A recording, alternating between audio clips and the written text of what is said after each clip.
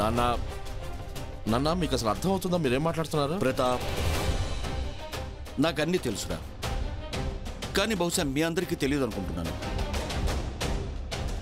ఈ రోజు వరకు నేను మీరందరూ చెప్పిన ప్రతి మాట విన్నాను, కానీ ఇప్పుడు వినను.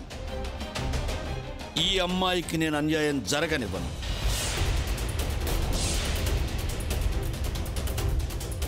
అరే, ఇదేమన్నా వేళకోళమా?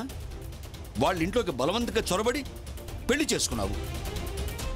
వేళకోళమా చెప్పు.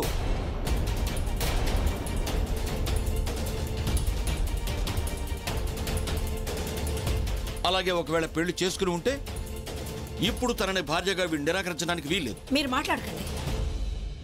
మన పిల్లాన్ని సమర్థించాల్సింది పోయి మీరు వీళ్ళని సమర్థిస్తున్నారా? మీ కన్న కొడుకు మీద ఎలాంటి ప్రేమ లేదా? విద్య, ఈ పెళ్ళన్నది బొమ్మలాట కానే కాదు. మరి పెళ్ళంటూ చేసుకున్నాక బాధ్యతలు కూడా నిర్వర్తించాలి.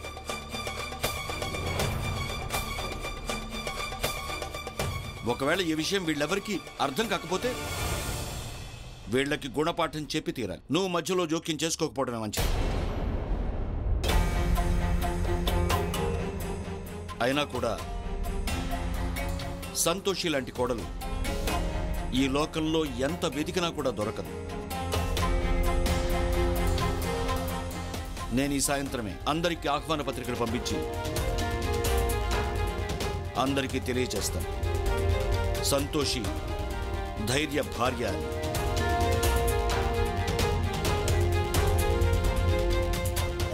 నాన్న, మీకు అనిపిస్తుందా నేను ఎందుకు పనికిరాని ఈ పిల్లతో ఒక్క సెకండ్ అయినా కలిసి ఉండగలనని? నువ్వు ఉండు ఉండకపో, కానీ బాబు ఈ నిజం మాత్రం మారదు. అయితే సరే, ఈ పిచ్చి వాళ్ళతో మీరు కూడా ఇంట్లోంచి బయటికి వెళ్ళిపోండి.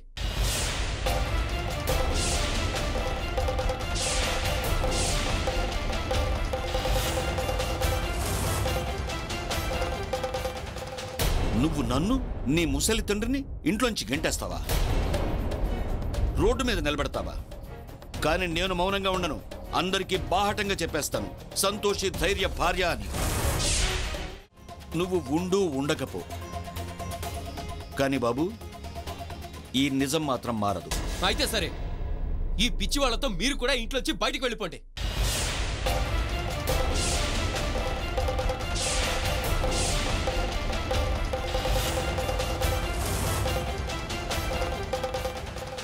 నువ్వు నన్ను, నీ ముసలి తండ్రిని ఇంట్లోంచి గెంటేస్తావా? రోడ్డు మీద నిలబెడతావా? కానీ నేను మౌనంగా ఉండను. అందరికీ బాహటంగా చెప్పేస్తాను, సంతోషి ధైర్య భార్య అని.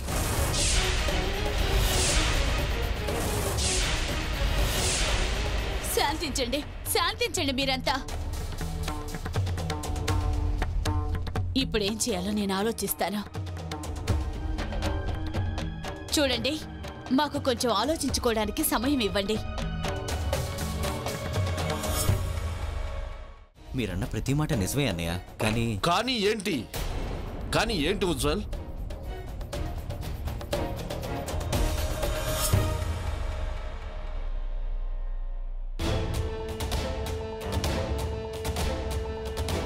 ఇలా చూడు నా వైపు.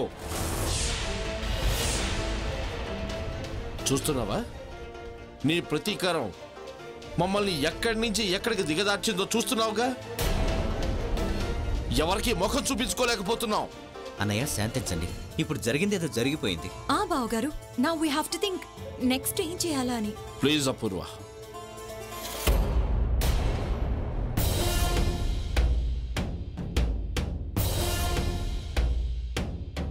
నేను బహుశా 1,00,000 సార్లు చెప్పుంటాను మధుకి, బహుశా 1,00,000 సార్లు ధైర్యాన్ని ఇలా నెత్తిని ఎక్కించుకోవద్దు ఎప్పటికీ అని. కానీ విందే,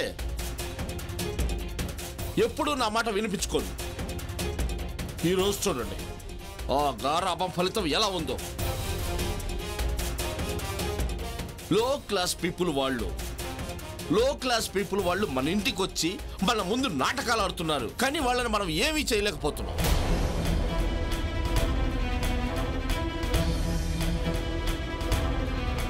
కొంచెం ఆలోచించు ధైర్య. ఒకవేళ ఈ లో క్లాస్ పీపుల్ బయట మీడియా ముందుకెళ్తే మన కుటుంబం పరువు ఏమవుతుందో ఒక్కసారి ఆలోచించు. అన్నయ్య మీకు నా తప్పే కనిపిస్తోందా? ఆ సంతోషి చేసింది మీకు కనిపించడం లేదా? మన కుటుంబ సభ్యులందరి ముందు తను నా పెళ్లిని అపహాస్యం చేసింది. నా ప్రేమని నా నుంచి దూరం చేసింది. అది మీకు కనిపించడం లేదా?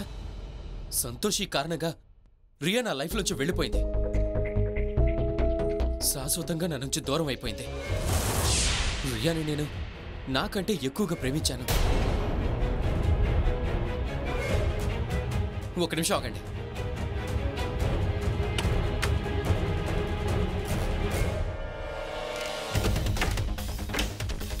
ఇలా చూడండి, నేను ఎన్ని ఏర్పాట్లు చేసుకున్నాను. అన్నీ నాశనం అయిపోయాయి ఆ సంతోషి కారణంగా.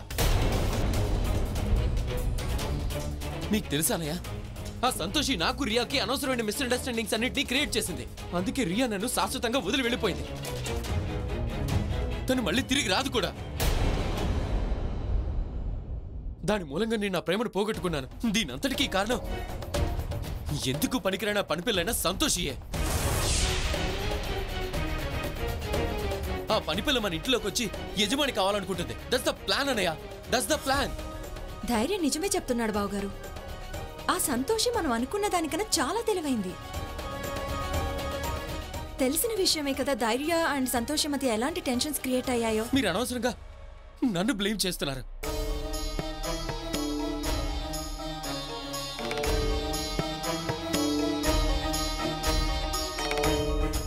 సరే,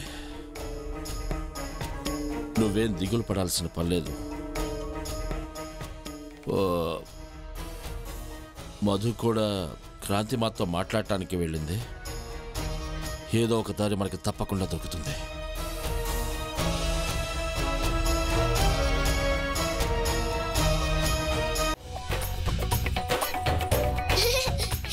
ఓహో, ఎంత అలగా జనం. ఎప్పుడు పోతారో ఏంటో. ఇదేం తలనొప్పిరా బాబు. ఓ అమ్మాయి, ఇక్కడ నిలబడి ఏం కొనుక్కుంటున్నావు? మేము ఈ ఇంట్లో నౌకర్లం కాదు.